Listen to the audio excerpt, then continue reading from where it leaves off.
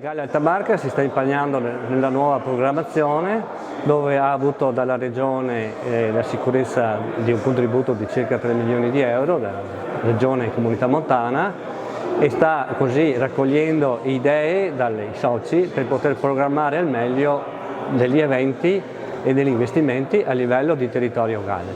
Cambia la nuova programmazione, cambiano i criteri, è più rivolta ai servizi al territorio, meno investimenti, però comunque una funzione determinante per dare un indirizzo di continuità anche turistica e di sviluppo di prodotti tipici nel nostro territorio.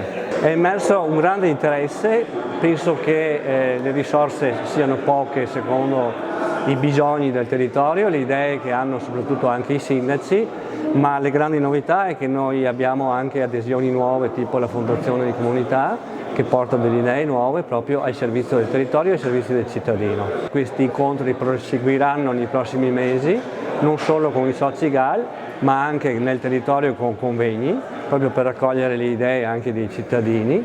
Ci sarà una prossima assemblea con i soci il 15 di giugno per il rinnovo della società del Gallia Alta Marca. La nuova programmazione del GAL punta molto sulla qualità dei servizi per i residenti. Lavoreremo in particolare sul tema del cibo, della valorizzazione dei prodotti tipici, delle filiere legate al cibo e sul tema della valorizzazione del patrimonio naturale, culturale e paesaggistico della nostra area, che ha l'importante riconoscimento UNESCO. Avremo a disposizione 3 milioni di euro, quindi 1 milione all'anno per i prossimi 3 anni. In questa fase stiamo proprio cercando di raccogliere le idee, le proposte. Nel nostro sito è disponibile per chiunque vuol partecipare un sondaggio e anche delle schede per proporre idee e progetti per la nostra programmazione.